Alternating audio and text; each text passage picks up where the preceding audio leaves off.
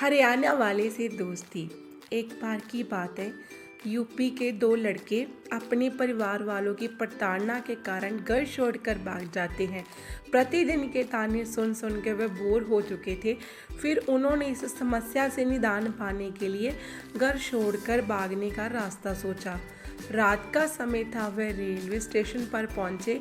वहां कोई नहीं था, केवल एक लड़का वहां बैठा था जो खुद भी अपने घर वालों से तंग आकर अपना घर बार छोड़कर भाग आया था।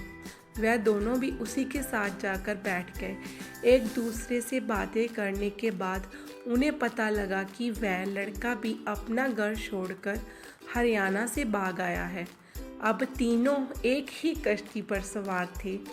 घर से भाग तो आए थे, लेकिन किसी के पास रात गुजारने और खाना खाने के लिए पैसे नहीं थे। तीनों ने भूखे प्यासे कैसे न कैसे रात गुजारी।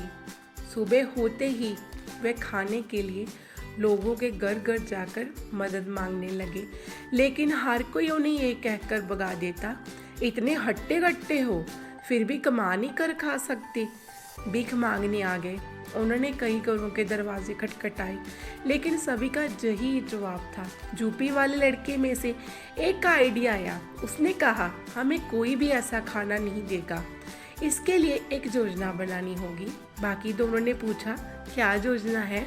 उसने कहा, हमें लोगों को राज़ी करने के लिए कोई उदाहरण बनना होगा जिसकी अंतिम कड़ी एक दूसरे से मिलती हो। उन्होंने कहा, समझ गए। अब वे दोबारा किसी के घर चले गए। पहला बोला, कुछ भिक्षा डाल माई। दूसरा बोला, तेरे जियो भतीजे भाई। हरियाणा वाला खामोश खड़ा रहा, कुछ नहीं बोला। अंदर से एक औरत आई और उसने उन्हें भगा दिया। दोनों यूपी वाले लड़के हरियाणा वाले पर बहुत गुस्सा हुए। उन्होंने कहा, यार तू तो कुछ बोलता ही नहीं है, ऐसे कौन खाना देगा? हरियाणा वाला बोला, चलो ठीक है, अब मैंने भी एक कड़ी बना ली, चलो दूसरे घर चले। तीनों दूसरे घर जाकर खड़े हो गए। पहला बोला, कुछ भिक्षा डाल माई। दूसरा बोला, तेरे जियो भतीजे भाई। हरियाणा वाला बोला, बाहर आकर देख खड़े, तेरे 3 जमाई। अंदर से एक बूढ़ा अपने हाथ में लाठी लेकर भागता हुआ आया। उससे देखते ही तीनों ऐसे भागे जैसे चूहा बिल्ली को देखकर भागता है। दोनों यूपी वाले हरियाणा वाला पर बहुत गुस्सा हुए। उन्होंने कहा, यार तुझे ऐसी बेतुकी बात अपने मुंह से निकालने की क्या ज़रूरत थी? हरियाणा वाला बोला, यार तुमने ही तो कहा था कड़ी से कड़ी मिलनी चाहिए। मेरे दिमाग में यही कड़ी बनी तो मैंने बोल दिया। तभी तो मैं चुपचाप खड़ा था। देखते रात होने लगी थी। अब उनके आगे एक और समस्या आ गई कि रात कहाँ गुजारे। वह एक घर के आगे जाकर खड़े हो गए।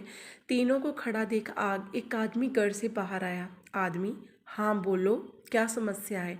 एक लड़का बोला, जी क्या हमें रात गुजारने के लिए आपके घर में जगह मिल सकती है? आदमी, नहीं भाई, ये बहन बेटियों का घर है। वह तीनों वहाँ से चले गए। दूसरे घर पर गए, वहाँ भी उनको यही जवाब मिला, ये बहन बेटियों का घर है। तीसरे घर गए, वहाँ भी उन्हें वही जवाब मिला, बहन बेटियों का घर है। अब वे दोनों यूपी वाले हरियाणा वाला पर दोबारा चिढ़ गए और बोले, यार तू तो कुछ बोलता ही नहीं है, सारी मेहनत हम करें, रात तू गुजारे, तभी तो किसी से मदद मांग। हरियाणा वाला बोला, ठीक है, अब तुम कुछ मत बोलना, अब मैं मदद मांग लूँगा। चलो फिर तीनों एक घर के आगे जाकर खड़े हो गए। घर में से एक आदमी बाहर आया। आदमी, हाँ भाई, क्यों खड़े हो यहाँ पर? हरियाणा वाला, जी क्या ये बहन बेटियों का घर है? आदमी, हाँ क्या हुआ? हरियाणा वाला, जी सच में ये बहन बेटियों का घर है? आदमी, अबे हाँ, तुझे काम क्या है वह बता। हरियाणा वाला, जी कुछ नहीं, रात काटनी थी। ये सुनते ही घर का मालिक उनके पीछे ऐसे भागा मानो हाथ में गया तो जान से ही मार देगा। वे तीनों भागते भागते बहुत दूर पहुंच गए। अब दोनों यूपी वालों ने सोचा, भाई इस हरियाणा वाले से पीछा छुड़वा ले, सब ठीक हो जाएगा। दोनों हरियाणा वाला से पीछा छुड़वा कर भागने लगे, लेकिन वह भी